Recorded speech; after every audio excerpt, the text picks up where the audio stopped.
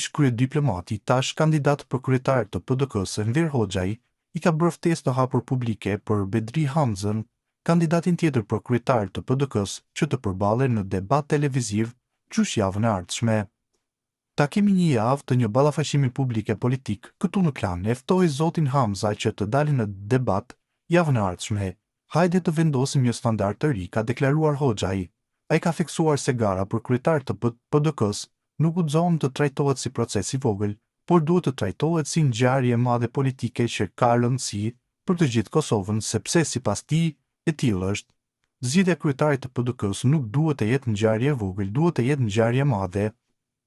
Është ngjarje e madhe politike në interes të Kosovës, ka thënë Hoxhaj, duke shtuar se synon që ky proces të zhvillohet në mënyrë demokratike dhe të shënojë mbylljen e një kapitulli dhe hapjen e një tjetri për vendin në vitin 2026. Ai ka shtuar se një PDK e fortë u shërben edhe të paraburgosurve në Hag. Në pranverë, dua që ata ta shohin një PDK e cila është e fortë, ka deklaruar Hoxhaj duke përmendur Thaçin, Veselin, Krasnishin dhe Selimin.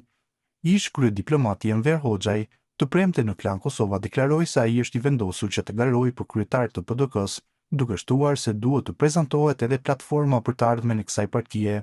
Zhvillimet politike dhe kriza në vend janë arsyet pse Enver Hoxhaj po garon për të parën e PDK-s, duke qenë pjesë e kësaj partie që nga themelimi. Hoxhaj ka thënë se po të ishte në krye të PDK-s, Kosova nuk do të kishte krizë.